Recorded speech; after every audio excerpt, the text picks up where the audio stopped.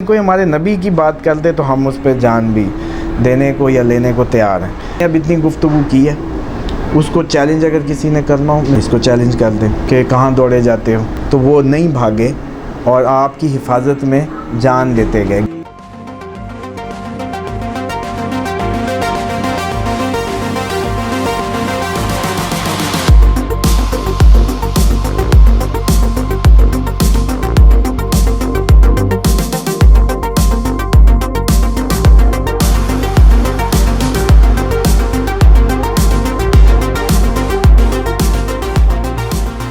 اس کے لیے جو ہے نا تاریخ کے اور پیچھے جانا بہت ضروری ہے، اور وہ کہانی شروع ہوتی ہے، اور میں سمجھتا ہوں کہ نہ آج تک اس کو لوگوں نے اس طریقے سے ایکسپوز کیا اور نہ اس کو اس طریقے سے بیان کر پائے ہیں۔ ایکچولی یہ بنو ہاشم کی جو اینمیٹی تھی، جو دشمنی تھی، جو کہ بنو امیہ کے اندر پیدا ہو گئی، جو بعد میں، اور خصوصاً سمجھ لیں کہ حضرت عبد المطلب کی جو فیملی تھی، ان کے اندر جو امیہ ایکچولی جیوش بچہ تھا جو گود لیا گیا تھا۔ امیہ ایک یہودی لیپالک بچہ تھا۔ امیہ کے جو والد تھے وہ نہیں تھے، ایکچول والد نہیں تھے، یہ یہودیوں کا لیا گیا بچہ تھا۔ یہ مستقبل میں اپنے جب بڑا ہوتا ہے تو سمجھ لیں کہ کرتا دھرتا بنتا ہے، تو اس کے اندر ڈیفینیٹلی ایک، کیونکہ جیوش بلڈ کی آپ کو بتاؤں کہ یہ بڑا پرانی نیشن چل رہی ہے اور بڑے ریجڈ ہیں اس معاملے میں، اور یہ بہت کم ہی مذاہب بدلتے ہیں جو جیوش لوگ ہیں، اور ان کی بڑا کلچر، بڑا کنسائز سا کلچر ہے، اور اس طریقے سے تو امیہ جو ہے وہ بعد میں بنو امیہ کا ایکچولی سمجھ لیں کہ جد امجد بنا۔ اور بنو امیہ کی جو ایکچول جو بنو ہاشم سے جو اینمیٹی تھی وہ سٹارٹ ہوتی ہے کہ جب نبی پاک صلی اللہ علیہ وسلم اعلان کرتے ہیں، اعلان نبوت کرتے ہیں، اور جب اعلان نبوت ہوتا ہے تو کیونکہ متولی کعبہ کے فیملی تھی ان کے دادا ہی کعبہ کفالت، ان کے سارے چچا کوئی حاجیوں کو پانی پلانے پہ تھا، کوئی اپنی ڈیوٹی میں تو they are actually ruler of that part. تو جو سکوپ آف امیہ تھا وہ مزید آگے آنے والے ٹائم میں مسدود ہو گیا، اور جب یہ نبی پاک صلی اللہ علیہ وسلم کی اناؤنسمنٹ ہوتی ہے تو اس وقت جتنی بھی پھر ساری ان کے آگے امیہ کی اس میں آگے یہ معاملات چلتے ہیں کہ ابو سفیان جو ہیں وہ آگے آتے ہیں، اور ابو سفیان ایک وہ پرسنالٹی ہے جو میں سمجھتا ہوں کہ پاور کی ایس تھی، اس میں ایک بہت بڑا کریکٹر، ایون کہ ہم لوگ ابو جہل کو یاد رکھتے ہیں۔ ابو جہل آپ کی اطلاع کے لیے عرض ہے بدر میں گیا تھا، بدر میں مارا گیا تھا۔ نبی پاک صلی اللہ علیہ وسلم نے بد دعا کی تھی، آپ لوگوں نے شاید سنا ہوگا، ایک دفعہ آپ سجدے میں تھے تو کھال پھینک دی تھی اوپر، عتبہ شیبہ اور یہ سارے اکٹھے تھے، تو پھر نبی پاک صلی اللہ علیہ وسلم نے جو ہے بی بی فاطمہ گھر سے آ کے وہ کھال اٹھاتی اور وہ اتارتی ہیں سجدے سے، تو اس وقت بد دعا کی تھی۔ تو یہ پہلی جنگ میں ہی یہ چاروں جو اسلام کے بدترین دشمن تھے یہ واصل جہنم ہو گئے۔ اب یہ نوجوان تھا ابو سفیان جو ہے اس وقت کا، مطلب ان کے بوڑھوں کے بعد جو کرتا دھرتا، اس کے اندر جو اینمیٹی تھی وہ اس حد تک راسخ تھی کہ پھر یہ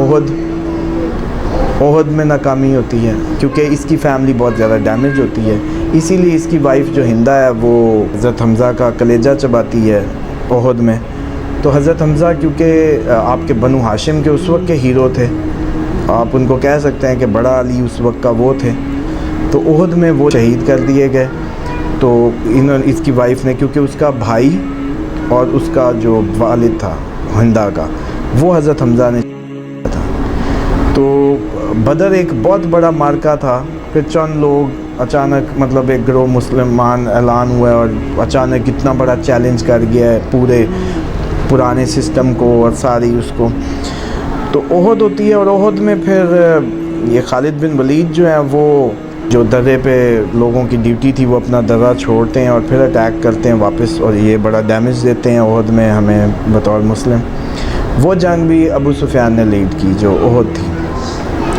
اس کے بعد احد میں یہ ناکام ہو جاتے ہیں، کہ ان کا اصل گول تو صرف نبی پاک صلی اللہ علیہ وسلم کو نعوذ باللہ من ذالک اس دنیا سے جو ہے بھیجنا تھا، کیونکہ ان کا سب سے بڑی دشمنی صرف رسول اللہ سے تھی۔ تو اس کے بعد یہ خندق کا اسباب بنتے ہیں۔ پھر ابو سفیان پورے عرب کو اکٹھا کرتا ہے اور پورے عرب کو لاتا ہے اس خندق میں، یہودیوں کو بھی انوائٹ کرتے ہیں، سب کو انوائٹ کر کے یہ بڑا ایک لشکر تیار کر کے۔ اب اس جنگ میں ہوتا یہ ہے کہ یہ پوچھتے ہیں کہ یار کیوں جنگ ہار جاتے ہیں، بڑا ان کا بورڈ بیٹھتا ہے اس بات پہ کہ جنگ کیوں ہار جاتے ہیں۔ تو پتہ یہ چلتا ہے کہ ہر جنگ میں احد ہم جیتنے ہی والے تھے، تمام اصحاب اس میں نبی پاک صلی اللہ علیہ وسلم کو چھوڑ کے چلے گئے سوائے 14 انصار کے جنہوں نے جان دی۔ جن 50 لوگوں نے درہ چھوڑا تھا ان کی بتانے سے زیادہ ہمیں جو ضرورت تھی پتہ لگنے کی کہ جن 2 نے رسول اللہ کا حکم منوان مانا اور درہ نہیں چھوڑا، اسلام کو ضرورت ہے ان 2 ناموں کی کہ وہ پتہ ہوں جنہوں نے نبی کا حکم منوان مانا کہ یہ جگہ نہ چھوڑنا، اور 48 نے جو ہے وہ جگہ چھوڑ دی اور مال غنیمت لوٹنے نیچے اتر آئے۔ وہ جو 2 تھے آخر انہوں نے بھی تو نبی سے ہی سنا تھا کہ یہ جگہ نہ چھوڑنا، انہوں نے اپنی جان دی، یہ 2 شہید۔ اس کے بعد 14 وہ انصار شہید جو اس ہبڑاس میں جب رسول اللہ صلی اللہ علیہ وسلم کے وفات کی خبر پھیلا دی گئی تو وہ نہیں بھاگے اور آپ کی حفاظت میں جان دیتے گئے۔ ناموس رسالت پہ اتنی گردنیں دینے کو کتنے لوگ تیار ہیں کہ آج ہم بات بھی نہیں سن سکتے، شاید ہم ہر چیز کی بات سن سکتے، میں بلکہ کئی دفعہ مجھے لگتا ہے کہ بیلنس نہیں کر پاتے ہم کہ خدا کے خلاف یا خدا کے خلاف شرک ہو رہا ہے اس پہ نفرت کا اظہار اتنا نہیں ہے، ایتھیسٹ ہو رہے ہیں لوگ، خدا کا ہی انکار کیے چلے جا رہے ہیں، ورنہ جتنے مذاہب ہیں وہ خدا کو تو مانتے ہیں، یہودی بھی مانتے ہیں، عیسائی بھی مانتے ہیں، ہندو بھی مانتے ہیں، سب مذاہب باقی خدا کو کسی نہ کسی تصور میں مانتے ہیں، منہ اوپر ہی اٹھاتے ہیں، لیکن ایتھیسٹ تو وہ ہیں جو خدا کے ہونے کا انکار کر رہے ہیں، لیکن ہم ان میں اتنے شدید نہیں ہیں۔ لیکن کوئی ہمارے نبی کی بات کرتے تو ہم اس پہ جان بھی دینے کو یا لینے کو تیار ہیں، یا وہ کہ انہوں نے نبی کے لیے جان دی، بھاگے نہیں، یہ تھے وہ جن کی وجہ سے آج دین کہیں نہ کہیں زندہ ہے۔ کیوں؟ کیونکہ یہ اس وقت اپنی جان نہ دیتے تو نعوذ باللہ من ذالک خالد بن ولید کے لشکر نے تو آپ کے جب چھکے چھڑا دیے تھے اور آپ سب بھاگ گئے تھے۔ پھر اب یہ بات روایتوں میں ہو تو ہم لوگ کہہ سکتے ہیں کہ یہ بات تو کہانی ہے، روایتیں تو جھوٹی بھی ہوتی ہیں۔ یہ عہد جو ہے قرآن میں بیان ہو گئی